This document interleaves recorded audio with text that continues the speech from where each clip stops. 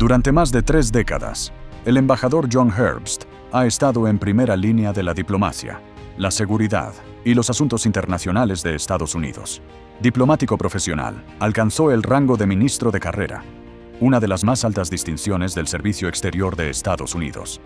El embajador Herbst ejerció como embajador de Estados Unidos en Uzbekistán durante un periodo de creciente importancia estratégica para Asia Central y posteriormente como embajador de Estados Unidos en Ucrania durante la Revolución Naranja, un momento decisivo en el desarrollo democrático del país. Su trayectoria fue más allá de la diplomacia. En el Departamento de Estado de Estados Unidos, ejerció como coordinador para la reconstrucción y la estabilización, liderando los esfuerzos civiles estadounidenses destinados a ayudar a los países que salían de conflictos y situaciones de inestabilidad. También fue director del Centro de Operaciones Complejas de la Universidad Nacional de Defensa, donde contribuyó a reforzar la cooperación entre las instituciones diplomáticas, civiles y militares para hacer frente a las crisis internacionales. Galardonado con algunas de las más altas distinciones del servicio público estadounidense, el embajador Herbst es ampliamente reconocido en la actualidad como uno de los principales expertos de Estados Unidos en Ucrania, Rusia, la seguridad euroasiática y los desafíos que plantean la desinformación, las operaciones de influencia y la guerra híbrida. Actualmente, ocupa el cargo de director senior del Centro de Eurasia del Consejo Atlántico. Embajador Herbst, estamos muy contentos de poder conversar hoy con usted. Gracias, es un placer. La primera cuestión que me gustaría plantear está relacionada con su trayectoria. Usted comenzó su carrera diplomática en 1979. ¿Por qué eligió el camino de la diplomacia y en qué momento comprendió que quería profundizar en el tema de la desinformación y la influencia informativa y estudiar de forma más sistemática cómo funcionan? Bueno, como muchos niños de mi generación, me interesaba la guerra. Recuerdo que, cuando tenía 7 u 8 años, leía todo lo que encontraba sobre la Revolución estadounidense, la Guerra Civil estadounidense y, más adelante, sobre la Primera y la Segunda Guerra Mundial. Cuando llegué a los primeros años de la enseñanza secundaria, tendría unos 13 años, recuerdo haber leído sobre las negociaciones para poner fin al conflicto en Chipre. Pensé que aquello era interesante. Un par de años después, ya en el instituto, empecé a descubrir que existía la profesión de diplomático. Leí varios libros de George Kennan y pensé, quizá esto sea lo que quiero hacer. Estudié relaciones internacionales en la universidad, algo poco habitual a principios de la década de 1970, porque entonces existían muy pocos programas de este tipo. La Universidad de Georgetown tenía una facultad dedicada a la diplomacia y fue allí donde estudié. Después de graduarme, ingresé en el Servicio Exterior de Estados Unidos. Al final de nuestro podcast entrevista, le haré una pregunta sobre George Kennan. Llegaremos a ese tema más adelante. Pero ahora pasemos a la desinformación y concretamente a la desinformación rusa. En sus publicaciones, usted ha sostenido que el objetivo de la desinformación no suele consistir simplemente en convencer a las personas de una determinada narrativa, sino en socavar su confianza en la propia existencia de una verdad objetiva. Así es. ¿Por qué esta estrategia ha demostrado ser tan eficaz en el siglo XXI? Una razón importante es que la cultura occidental, tanto la estadounidense como la europea, es profundamente escéptica. Y cuando la cultura, especialmente la cultura de las élites, valora el escepticismo, resulta relativamente fácil sembrar dudas, porque se está hablando ante un público susceptible a este tipo de argumentos. Creo que por eso hemos visto. Volvamos a los primeros días de la guerra de Moscú contra Ucrania. Me refiero a 2014, cuando Rusia derribó el avión de Malaysia Airlines en el verano de ese año. La desinformación rusa difundió todo tipo de versiones, con el objetivo de desviar la atención de lo que realmente había ocurrido. El avión había sido derribado con un misil ruso, relativamente sofisticado, un Buk. Si hablamos del término en sí, el término propaganda adquirió especial relevancia en el siglo XX, incluso durante la Segunda Guerra Mundial. Desde su punto de vista, ¿qué distingue a la propaganda rusa moderna de las formas anteriores de propaganda? ¿Y por qué resulta especialmente peligrosa hoy en día? Existen muchas similitudes entre la propaganda soviética y la propaganda que vemos hoy. Se trata de información o de información falsa, elaborada para servir a los objetivos de política exterior de una potencia agresiva. Ahora bien, las circunstancias de las décadas de 1930 y 1940 eran bastante diferentes de las actuales. En aquella época, una parte considerable de las élites occidentales se inclinaba por los ideales comunistas, o, al menos, socialistas. Por eso, se difundía información destinada a motivarlas a oponerse a las políticas de los gobiernos occidentales, que Moscú rechazaba. Hoy, como acabamos de comentar, existe una visión del mundo diferente, en la que el escepticismo desempeña un papel muy importante. Por eso utilizan técnicas distintas, diseñadas, una vez más, con el mismo objetivo: influir en las élites, para facilitar que Moscú alcance sus objetivos de política exterior, incluso cuando esos logros perjudican la seguridad de Estados Unidos o contradicen los valores occidentales. Creo que ya ha respondido a la siguiente pregunta, pero quizá tenga algo que añadir, porque es un tema muy interesante. ¿Cuál es el verdadero objetivo de la desinformación rusa? Entendemos que busca influir, como usted ha dicho, en las políticas exteriores y alcanzar determinados objetivos, pero, en términos generales, ¿se trata principalmente de convencer al público de la posición rusa o más bien de profundizar la polarización y debilitar la confianza? Una vez más, si volvemos al siglo pasado, al menos hasta 1956, cuando tuvo lugar el discurso secreto de Khrushchev sobre todos los crímenes de Stalin, e incluso después, una parte considerable de las élites occidentales tendía a considerar que Moscú o el comunismo no eran fenómenos especialmente malignos ni peligrosos. Por tanto, se podía aprovechar ese apoyo para movilizarlas, una vez más, contra los esfuerzos de los gobiernos occidentales por combatir el comunismo. Hoy no existe un público similar que esté predispuesto a aceptar este tipo de narrativas del Kremlin. Por eso, repito, operan en un clima de duda. La idea consiste en conseguir que no se reconozca una verdad incómoda. Porque, si se comprendiera bien la desagradable realidad de lo que está haciendo el Kremlin, las políticas destinadas a frustrar sus objetivos y a impedir que Moscú alcance sus metas serían mucho más firmes. Los tiempos han cambiado, y las tácticas también. Sin embargo, siempre ha estado presente el uso de recursos estatales y la difusión selectiva de fragmentos concretos de información verdadera y falsa. Usted mismo ha realizado una contribución importante a la lucha contra la desinformación y la propaganda rusas y contra su influencia en Estados Unidos y Europa. Y aquí me gustaría plantear una pregunta sobre Estados Unidos. Desde 2016, el país ha adoptado algunas medidas para sacar a la luz y desarticular operaciones de influencia rusas, incluidas acciones contra cuentas vinculadas con troles rusos, granjas de bots, redes y otros mecanismos similares.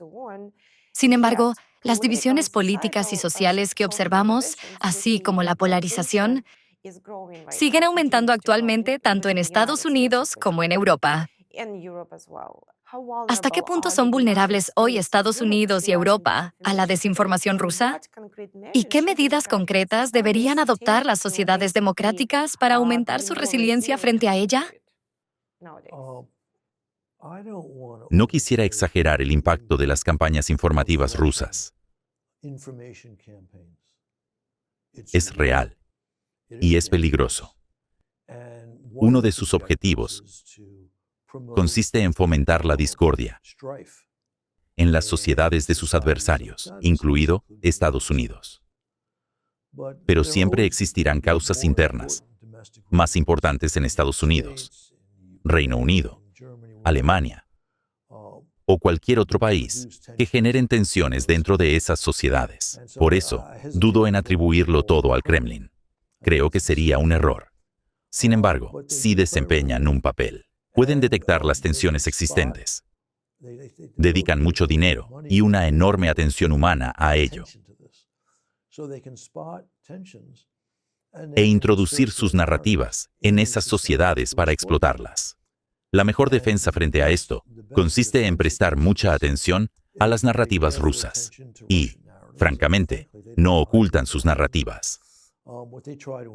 Aquello que intentan introducir en la sociedad estadounidense o alemana aparece abiertamente en los medios estatales rusos, en las redes sociales rusas o en las declaraciones de personas que desempeñan un papel en la política de Rusia. Me refiero, por ejemplo, a Surkov en su momento, antes de ser apartado del Kremlin, a Peskov hasta el día de hoy, y a otros. Así empiezas a comprender lo que está ocurriendo. Después, es necesario contar en Occidente con personas que se especialicen en este ámbito y que denuncien públicamente estas narrativas. También ayuda a que los gobiernos occidentales comprendan el problema, para que puedan contribuir igualmente a debilitar las narrativas del Kremlin. Pero aquí surge un problema. Para que un gobierno hable de esto con franqueza, tiene que alertar a su propia población sobre una amenaza procedente de una potencia extranjera. Y si usted es un político que quizá sea muy inteligente, pero al que le falta firmeza, puede que no quiera que esa información llegue al espacio público. Uno de los problemas a la hora de afrontar la agresión del Kremlin contra Ucrania es que nuestros dirigentes no han querido explicar claramente al público estadounidense hasta qué punto la actividad rusa es, primero, inmoral y segundo, peligrosa. Porque entonces surge una pregunta natural. Señor, ¿qué está haciendo usted al respecto? Y si teme una confrontación con una potencia nuclear agresiva, probablemente no quiera enfrentarse a esa pregunta. La política de la administración Biden ante la agresión rusa contra Ucrania fue solo aceptable porque temían señalar al Kremlin de una manera verdaderamente clara, lo que habría exigido una respuesta más contundente. El presidente Trump ha mantenido su propio enfoque particular hacia Vladimir Putin, lo que también dificulta la claridad. A veces habla de Rusia como un adversario, por ejemplo, cuando se refiere a Groenlandia o Cuba. Pero cuando habla del lugar donde la actividad rusa resulta más peligrosa, como Ucrania o Europa, no escuchamos que se refiera a Rusia como un adversario. Eso tampoco contribuye a una comprensión clara del peligro, del cual las operaciones informativas constituyen solo una parte. Ya hemos pasado al tema de Ucrania. Y aquí me gustaría analizar un hecho interesante que usted ha mencionado. Una de las lecciones es que la guerra de Rusia contra Ucrania no se preparó únicamente en el campo de batalla, sino también en el espacio informativo. Durante años, Moscú presentó la guerra en el Donbass como un conflicto civil, en lugar de como una operación dirigida por el Kremlin. La pregunta es la siguiente: ¿con qué seriedad percibe actualmente la sociedad estadounidense la amenaza de la influencia extranjera ejercida mediante la guerra informativa? ¿Y hasta qué punto considera que esta amenaza puede afectar a la seguridad nacional de Estados Unidos? Fue realmente asombroso y frustrante observar. Durante casi todo el periodo anterior a la invasión rusa, a gran escala de Ucrania, cómo los medios occidentales, especialmente en 2014, 2015 y 2016, hablaban de enfrentamientos entre grupos prorrusos en Ucrania y el gobierno de Kiev. Como señalé entonces y sigo señalando hoy, el levantamiento en el Donbass fue planificado, financiado, armado e incluso dotado de personal desde Rusia. Sin embargo, una razón importante por la que este enfoque se convirtió en el punto de referencia de medios respetados de Estados Unidos y Europa fue que sus propios gobiernos se negaron a decirlo claramente. El primer presidente de la denominada República Popular de Donetsk fue el señor Borodai, un estratega político de Moscú. Y el primer ministro de Defensa fue el coronel Girkin Strelkov, un agente aventurero del FSB. Eso dejó el juego al descubierto para cualquiera que tuviera ojos para verlo. pero considero que la deficiente cobertura de medios prestigiosos se debía, una vez más, a la falta de firmeza de los políticos. Y como ex embajador de Estados Unidos en Ucrania, ¿qué cree que la experiencia de Ucrania le ha enseñado al mundo entero? ¿Qué lecciones de la experiencia ucraniana con las operaciones de influencia rusas deberían tomarse hoy muy en serio en Estados Unidos y Europa? No sé si las lecciones de Ucrania pueden trasladarse fácilmente a otros contextos. Lo digo porque Rusia estuvo presente en el espacio mediático ucraniano de una manera muy eficaz, no solo hasta la anexión de Crimea, sino incluso durante el periodo de la guerra rusa de menor intensidad. Me refiero al periodo anterior a la invasión a gran escala. Cuando asumí el cargo de embajador en Kiev en 2003, diría que la televisión rusa tenía más influencia en Ucrania que la televisión ucraniana. Y Putin era, sin duda, el político más popular de Ucrania. Incluso después de la Revolución Naranja, Putin siguió siendo el político más popular en el este y el sur del país. Nunca fue popular en el oeste, pero sí era el político más popular en el centro del país, es decir, en Kiev y a lo largo del Dnieper. Ya fuera desde Odessa, no, Odessa está en el sur, pero si hablamos de Zaporilla, Dnipro o más al norte, hasta Sumy, Putin era popular, aunque no tanto como en el este y el sur. Sin embargo, después de la Revolución Naranja, su popularidad disminuyó, porque la población comprendió que había intentado manipular las elecciones de 2004. Y, una vez más, la televisión rusa mantuvo una influencia considerable en el este y el sur hasta la invasión a gran escala, que acabó con esa influencia. Recuerdo haber leído lo que usted proponía entonces respecto a los medios rusos en Ucrania y la importancia de que los medios ucranianos fueran independientes y no estuvieran sometidos a la influencia de los medios rusos. ¿Cómo ha cambiado la invasión rusa a gran escala de Ucrania la forma en que Estados Unidos y Europa entienden la disuasión, las alianzas y la seguridad a largo plazo? Hasta la invasión a gran escala, estaba claro que las principales potencias occidentales mostraban una gran debilidad frente a la agresión rusa contra Ucrania. Y resulta absolutamente sorprendente que al día de hoy, Angela Merkel no se arrepienta de cómo gestionó esta cuestión. Eso no deja en buen lugar a la ex canciller. Alemania dio, como es bien sabido, un giro de 180 grados después de la invasión a gran escala, aunque en realidad no fue un giro completo. La Zeitenwende, el cambio de época, de Scholz, no fue un verdadero cambio de época, pero sí constituyó un paso en la dirección correcta. Y Merz está aplicando ahora una política verdaderamente sensata. Por primera vez, Alemania cuenta con un liderazgo real. Los británicos siempre mantuvieron una posición acertada, los franceses no. Antes de la invasión a gran escala, Macron siempre intentaba acudir a Moscú y negociar, pero inmediatamente después de la invasión, cambió de postura de manera firme. Y hemos observado lo mismo en gran parte de Europa Occidental. Pero hizo falta una invasión a gran escala, lo cual es demasiado tarde. Deberían haberlo comprendido cuando se produjo la anexión de Crimea. Durante aquel periodo, Estados Unidos actuó mejor que la mayor parte de Europa, aunque tampoco de manera ejemplar. Ya he hablado de la falta de disposición de Biden para explicar de forma clara y constante el peligro que la agresión del Kremlin representaba para Estados Unidos. Lo mencionaba ocasionalmente, pero solo de vez en cuando. Y la política nunca reflejó la verdadera magnitud del peligro. Y Trump, una vez más, ha seguido un enfoque completamente singular. Si volvemos al tema de la guerra informativa y de la desinformación actual,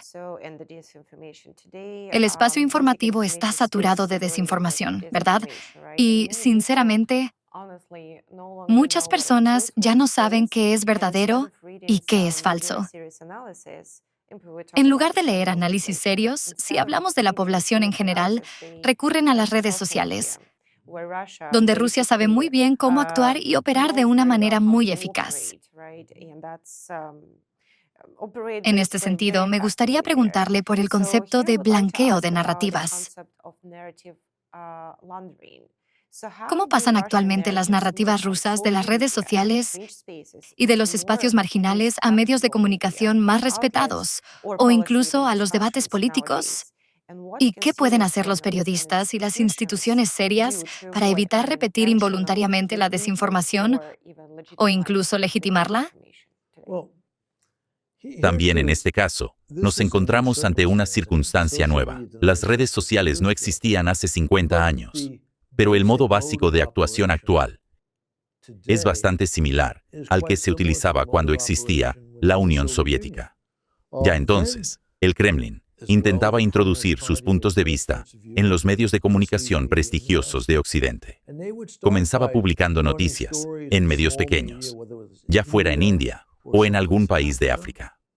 Así fue como empezó a difundirse la idea de que Estados Unidos había creado el SIDA y lo había propagado por todo el mundo. Todo comenzó con artículos publicados en pequeños medios de los países del tercer mundo durante la década de 1980. Ahora existen las redes sociales, que sirven como fuente de contenidos para los medios de comunicación generalistas, y ellos se aprovechan de ello. El Kremlin comenzó a desarrollar hace 100 años su experiencia en este tipo de movimiento de la información a través de los medios, y ahora aplica esos métodos en las nuevas circunstancias. Pero, una vez más, si hay personas competentes en el sector privado, me refiero al mundo académico y a las ONG que comprenden estas cuestiones y les prestan atención, esa es una forma de combatirlo. Sin embargo, todo comienza con que los gobiernos tengan una visión clara, lo que también anima a los principales medios de comunicación a ver las cosas tal como son. Pero, en mi opinión, Estados Unidos no ha contado con el mejor liderazgo en materia de seguridad nacional desde Bush padre. Cuando menciona que las ONG o el mundo académico pueden contrarrestarlo y trabajar en ello si comprenden el problema, ¿cómo pueden hacerlo exactamente? ¿Cuál es la manera de combatirlo? Mire, actualmente hay muchas personas competentes en Occidente, tanto en Estados Unidos como en Europa, que hablan sobre las operaciones informativas rusas. Por lo tanto, el conocimiento existe. El problema, como ocurre con cualquier tema, es que hoy, cualquiera que intente informarse se encuentra abrumado por una enorme cantidad de información. Por eso, incluso para las personas inteligentes, no resulta tan fácil investigar una cuestión y determinar dónde se encuentra la información correcta y a qué fuentes acudir. Sin embargo, existen distintos centros en universidades y otras instituciones que escriben sobre este tema, por lo que hay una cantidad considerable de información disponible. Creo que Estados Unidos no se encuentra en una mala situación respecto a la desinformación rusa. Aunque es cierto que algunos sectores del Partido Republicano han adoptado narrativas rusas. También existen sectores, aunque menos numerosos, dentro del Partido Demócrata que han aceptado esas narrativas. Además, hay bastantes estadounidenses que no están necesariamente afiliados a ninguno de los dos partidos y que se han encontrado con narrativas rusas. Es lamentable que, al menos durante cierto periodo, desde finales de la década de 2010, las cuestiones relacionadas con Ucrania se convirtieran en parte de una división partidista entre republicanos y demócratas. Toda esta historia, ¿sabe? Esta conversación telefónica perfecta, entre comillas, entre Trump y Zelensky en 2019 y el posterior proceso de destitución fue un problema. Creo que estamos llegando a nuestra última pregunta. Como he mencionado al principio, me gustaría plantearle una cuestión relacionada con el telegrama largo de George Kennan y las advertencias que formuló en él. Kennan advirtió que Moscú buscaría los puntos débiles de las sociedades occidentales y trataría de explotar sus divisiones, el cansancio, la desconfianza y los conflictos sociales. En ese sentido, la respuesta no consistía únicamente en reaccionar ante Moscú, sino también en fortalecer la sociedad estadounidense y hacerla más resiliente. En su opinión, ¿sigue siendo válida hoy esta lógica? ¿Pueden las campañas de influencia extranjera profundizar divisiones que ya existen, aunque no las hayan creado? ¿Y puede la guerra informativa debilitar a un país sin que se dispare un solo tiro? Por supuesto, la información, la desinformación o una campaña mediática deliberadamente dirigida pueden debilitar a un país sin necesidad de recurrir a las armas. La idea general de Kennan sigue siendo válida. Existe una potencia hostil que alberga las peores intenciones respecto al futuro de Estados Unidos y que lleva a cabo operaciones informativas en nuestro país. Es importante que lo comprendamos y adoptemos las medidas adecuadas. Una vez más, todo comienza con una política gubernamental acertada. Kennan fue una de las razones por las que contamos con una política gubernamental sólida a finales de la década de 1940 y en los años posteriores. No creo que nuestra política actual, frente a este peligro, sea ni de lejos tan eficaz como lo fue hace 60, Dios mío, hace más de 75 años, o hace 60, para el caso. Sin embargo, es indudablemente mejor de lo que era en 2014 y 2015. Sí, muchísimas gracias por su tiempo. Ha sido un placer. Ha sido un placer conversar con usted. Yo también he disfrutado de la conversación. Le deseo todo lo mejor. Igualmente, gracias. Gracias.